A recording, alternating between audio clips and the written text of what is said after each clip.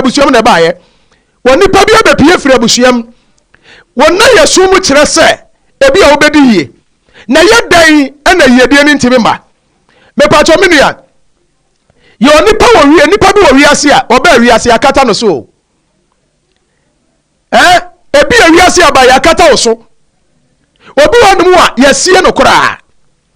obi wonu ma nanim anyam nyina afiri no ho won suro ma ya akata so obi bisa se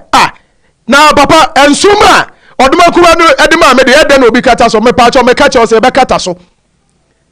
hwa ma me nka se me nche obi be bisa enti se nyame de ade ma wo yetimeje eno kura o ma me kura wo sabe o so ma me ye baifo a otimeje o shebre mini o ma me fa nko e kire kakra wo hwe program ya tun dis Tete Atimpon me do ko kire o me se me ye sofo ni ye difo menye Bible school prophet tie ni ye menye Bible school sofo me ye sunsum ni pa me ye tete ni odomanko obo so ni asase na afra me ntime ka me nsam a me ka ne sade mate ene odomanko ba bi odoma wura ene nsam wa ka che me no na me hunu na mabeka bi a kire wo entime ni afa me sofo se wo sofo na wo kana se woni hwie wo me ka cho se di asofo ne frɛ wo mo ka esu asofo ni su wo sofo nante o sister wo sofo na wo ne na ase wo bo adwe wo nante bo so me su asofo agina katua wode ko na yire ne ma wo mu ko school papa bi wo so de wo ne bi ade ya ne se asoriti me jiji ska se ye nto asase ne esi school dan ye to asase si school dan wi a me pa cho sanka asorifo na to correction no emi ye ko si school dan no omo ma na sanka agi wo mu na si esi school dan wi a me bi sesa wo ba ko school ni bi oba nko school ni bi na mo se school no hoteche ma ye peska so dia finance school no a eye wo botom na e ba beje no nanso esanka ba benefit ewo correction auto ye no nanso nya bi enu de ma wadwe mu da ye ka asam che was sofo de wo ka no me sofo anka na sofo ni bibi o sofo ni hwe ma me nka no kora nkyerɛw woni ma sofo nante o mo nante e woni ma sofo nante o mo nante e sesi america sai me kuta sofo ba 40 ya ye frame ya ebi pani ebi so pedom ebi pesunsu mu moa se me moa wo me kan so mu pamu emoa mini ayam be hyew emane haw wo ye church member me kan sama kyerɛw bra na memo wate bra na memo me pa cho me number na go screen so no 0553 011 926 0553 011 926 obi se matu anamon makonya me nkyɛn makotu eska mabɔ afɔde makoya kwankyerɛ na so me kwa kwankyerɛ no me pa cho me hu no so ensi aga odifo na bu me pa cho me bisaw sawu pes opa efuado na ni sika de koto asase na kokohu asase obi o asase na ne kokasa na o mo asase na o ka cho se kodo a me pa cho asase wura na odi asase ma ona so odi sika koto asase no so ekodo kodua no ban ma wo ansa na wo kokotwa eno ban na befia bedi anasa wo na so okodo minia de etieri po bebre ko ba bia ye hu no so nie problem na wo dam no wo de akokodua obi susu obi muaw but wo ko na nchami bi sase wo ko oda kro anasa wo ta akọ meka no kura chewo wo ko ba akọ pedo anko bieu obi timi ko tuyeska ko ya kwankyere ba bi ko tuyeska ko ya kwankyere wonsi obi me pese meka bibi che o se sunsun bi adu asema akoda ne bia so ko most often da bia so ye dai utu ana mo na akọ ko ebia na biribi ho hwe abrabọ te se kuyani bia akoda fuo wo koda burofu a me pacho eno na wo doye no eye bra na abebre he abrabo ho ye di kra yi biribi firi ho ansa na ye biribi ahye ho ansa na abrabo timi akoye me ka no kora kire wo abrabo na ye bo no etese afu wo kodo me pacho ko afu no ana afu no mo no ewura bia di ka afu asase so enti ka wo so mo na di ka ate ho ana mo na di ka ate ho na so pesa wo ye afu ni bi na wo no ba ni di ka ba me pacho je so de nkrante to fom Yeso say wura na ewo ho no yeso twetwe omo nyina tugu wo twa wura ni tugu wi a ansa na wo ba bedua wo de me pa cha eye wura kura na esa fi asase no so na so yeso say efuo no yeso say wura na edika ho no ansa na ade wura foforo akọ dai akosi ho ye de brochure fo mo a me pa cha fifi a enfifi rubber eye de fifi a habai na akoto ye no the same habai entimi nia ye yibiribi fro no ye de bibi so dai asha nan ti abrabɔ na wo bɔ no wo de nsoma bi na ba asase so nsoma ne te sai ebi anu obi akata so wo maami betimi akata wo nsoma so wo maami betimi agye nsoma de ama obi ye maami bi wo wo ma beten ne baba ko pe na ye yie ne ba ne timi ye yie sa bibi obesom bia na ye yie me pa cho nante ne ko he wo be ko so maami waje mu nyina ama ni manyam de ama onu asomasi ene ode ye yie so tiri anya yie na nipa na wodi ka ye yie so onye nipa papa eni afo ni nyina wu wo betimi ko abusua bi mu na maami ba ko na manyina ye yie se tam efo na aka no mu nyina di hia meka tirawo wo bekom no na abusua ne nsuruma nyina abusua ne mu nipa ensuma wo abusua ne nyina maami ba ko pe ana baba ba ko pe otimi kata nsuma ne nyina so no waje ama na baba ko pe ana obetimi gi abusua ne nyina nsuma no ode ama ne ma na ne ma de bobra na mo maka nyina na hia mo wo bi sasa ye da na obetimi kata so menua asase we so aba no bibia timi sie o asa ye nipa tena bia enipa ho hu cha sunsum meka no kura kirawo enipa more wicked nipa timi osumo entimi ne otu abo ho ban bo ho ban na kwase bia nkun bo ho ban no obi anyo nsuruma obi oso bibia mu ana asai hwe wo yire mu obi awo ma ne ma beten ne manyina mu no community oti obi amu no wo maami mu wo papa mu wo ne bia mu community awo mu obi amu adwuma kura wo mu yade wani ma yefom enso nka hwe mfi ekuta wa eni kwa san kan kwara timi sori ti awo nanso ne manyina nkoyie me ne adentira wo tira se dabi e be yie nyame be ye nyame be bi wa ye wie enti ne nyame de ya ba wo se amra ne ma meboa wo de wo ntia se ne wo se amra ne ma meboa wo enti me ne wo tira se atira se adon sa so dam ne fam yo ni pa bebre ho no mu a wo ba wiase a so mu nkom se nkom be ni petitiriw nanso atire mu ade aba kokora kwa kowu na nkom se na amam me pa cho enye nkom se na amam wo wonu wan sori anyo nkwaje ho adwuma obi aje o sebra to amram won so ma yakata so obi wonu ma yakum ne nsoroma me pa cho obi sasa eye den na me nsoroma eso timi kata obi wonu ma oda won so da ye wo obi timi de bono wosafo ne me de me da me so da ye me de anu anse ma da no ma so wo kra na da mo wo kra no wawu wo kra no wanya adwuma hwe me ka no kra cho se so obedi ya yeyo efrisunsumu ansa na pie ho namani o obedi ya efrisunsumu ansa na pie ho namani enti na de sai hoi eseso obi ada na woda na sori ya woni so de hu no ne sai wo so da na de na asie obi timi so da ya no wawu ampani ampa se wo sori otimi kasa me na me da na ma so da na mawu ni adeda me ani dabi wa chakura 3 months wanya hu adwuma by 3 months time ubetimi awu mekati opei wo so da ya whether positive or negative it take 3 days 21 days and 3 months esebem etiminia oda so you very important wo sa no bia ne akata so won ko ekopo oba oba bia mpew ba bia woti oba bia mpew wo ye adwuma wo sika oba bia obeba nche bia osika na hia no wo do de hia no wo ma ntimi mu o ma mu obi amu won so me akata so wo da ya so no sa na o se wo da ya so efa nanka Habakkuk chapter 2 verse 2 on kan kire wo se twa ni so ade hu nyina fa go obo pono no so na ba mu ntam wo nya na kaye nanso ani so ade hu mpo nya bi na okotwro mini ya wo so me akata so brani amu a wote me ya sore e wo kuma se sokoba petuda asoni de fo everlasting power palace me pa cho me number ni 0453 011 926 0553 011 926 me pa cho bra me nchara me muaw kwasi ada bia na me trese nanso tiani ye enipa bebre ti bi frem papa ye wa akiri wo se kwasi ada wo sha asore ase 8 o'clock no port 10 papa bia de ama me to so obi si papa ba bia me wo no Sunday me nya kwa ma me pa cho ena ataju wate denne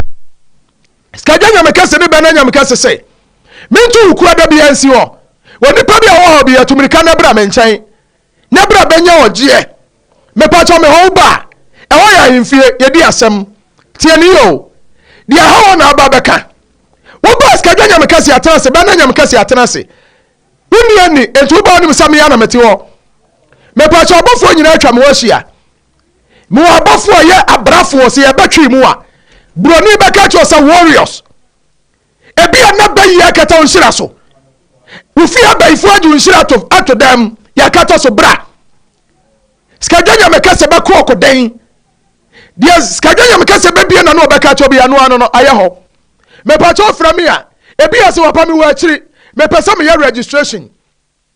me pa cho onya frase se ya be fawo na na meska okuta phone no me pa cho frase ebi a me ba be ska kwanche ne bi me pa cho me di kan so aka asem bia cho se sika kwanche no wo bi odadam untimi nya bi wo dadam untimi nya bi bible say the ready pray ready na twifo so bu be se ye de nam na yi nam enti abusua wo ska kwanche ma wate da bia me ka asem bi se hia ni bia ntimi nyi sikadro se abu a hia ni bia ntimi nyi bi because anya hwekura beto nsa obeto odwan obeto akokọ wanya hwekura betwa nantwie na so niska konfo se twa nantwie na ska de mra na so ni bia me pa chode na konfo anya mawo enti abusia de nam na yi nam enti so friend na meska wo se mi problem ni ehun akwa na sai enti wo che ehun akwa na sai otimi meet target no a tumirika na bra wo kwa da bia me trese efu anopa 7 wo kwa da bia anopa 7 to 3 na mapon dia kan me ba tv so enti me pa cho tre fie ma ne bo 3 a me pa cho ba wu nyame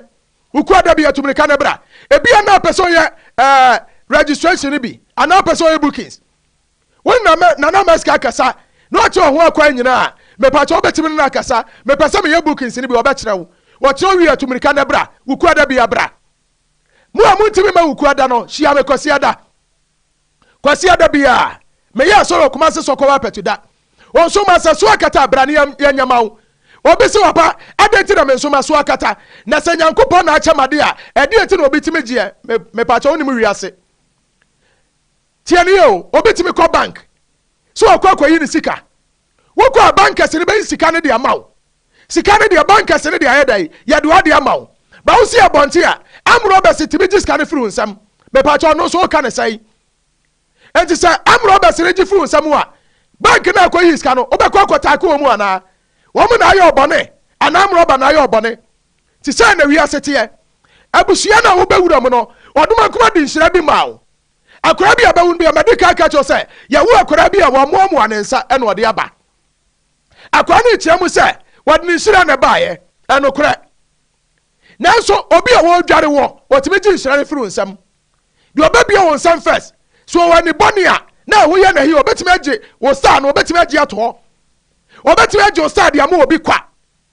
menua tumirika na bra ne mo wate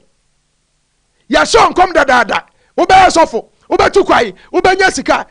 na so ni nyina ne ma nkoyie woni pa bi oye yie bia menua ne nurse bibi so sanya ne fie be yie na age enhira abusua na nim onyam de ama no na bi ono ankasa na akoba bi ani ya page nhira de ayedai ama no menua me ka cho se ewiase ewo bi na akowie bi enti abusua entena se kwa tumika na bra media ne mejowan sunsumu buafo bra na memu awate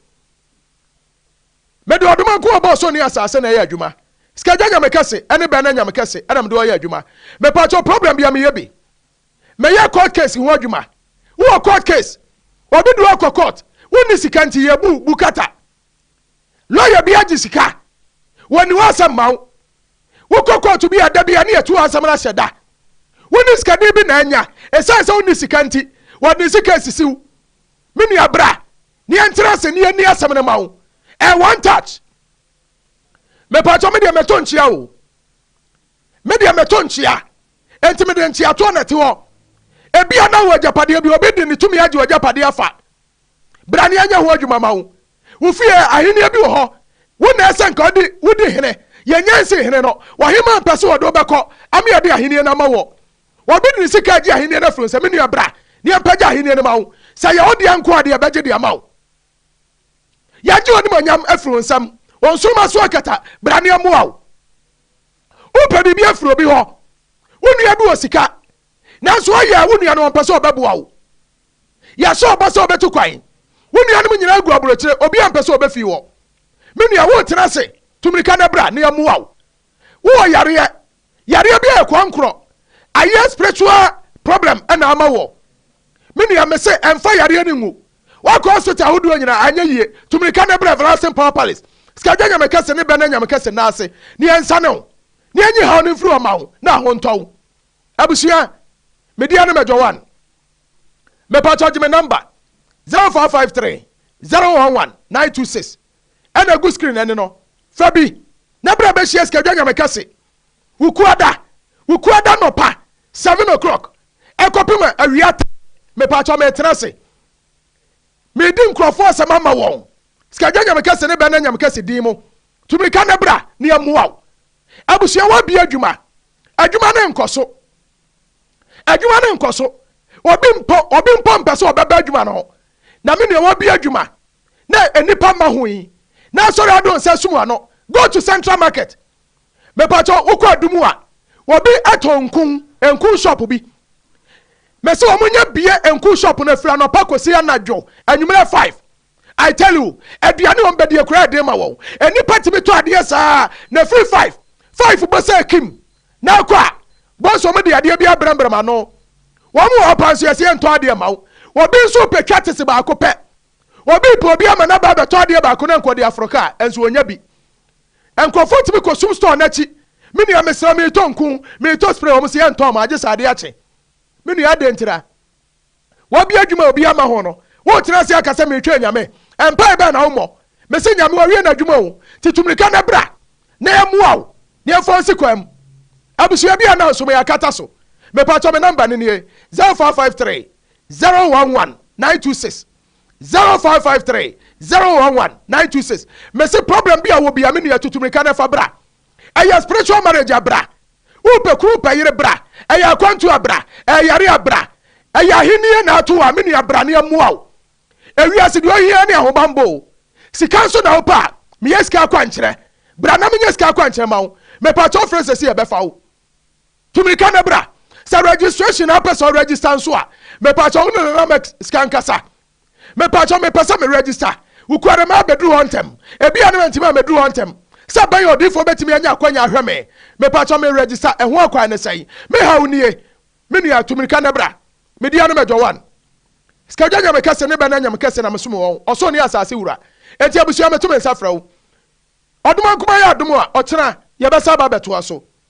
enna de amantimi amantem adwuma bia na me ye na ache me so enti me nua wo so tumirika na bra na fu won so wo bisade bra ne amuwa wo na so ye nipa emfa hia nko emfa kire entrese nko ne amadu na anti ase bra ba bisa hye brem ne amuwa wo abusua jeme number atwato 0553 011 926 0553 011 926 oduma kuma ya adumu a ochere behia bia me director Samdakus me chia wo me da se adwuma pa na oye no wa bia TV sanya wa nka nipa etie me nkomu nya kwanya entie agya nhiraw onto nkwana no mu adwen emu do na otimi de aye sa adwuma yi otwi me tia hote agya nhiraw wonim de yankosoro me se nkwa tenten ma agya momu sikatuo omamu sampa me se ba sa ba KUMAWOOD TV ya sa ba kan diagum ya be hira eniama so enti bra na so bra baju nhira me pa cho me chia adwumaifo nyina me chia obi age bra na hwe me ba fo suma nkwa ahene otumfo suma nkwa ba akopɛ ba fo me pa cho me chia wo me pa cho ja ya adum e be hia ba fo me da se me chia obi age bra na hwe me ankasa me yire me honam me dompe mu dompe lady bags me pa cho me chia wo eje nhira no onto nkwa nam no muwa wo no atimi anya nkwa atena se na do usuba mpa no wadwe mpa ata mechi mechia me manyina me ba na age mechia wo mechia me manyina me ba otwato na akueska akuya mechia wo me pa cho me da se so age bre no hwe me o kire beba ntem enti kire hia me ntem na se watie me nso atumirika na bra ukuada me age bre no ma tera se anopa 7 ni apon 4 me pa cho me da se me de osumene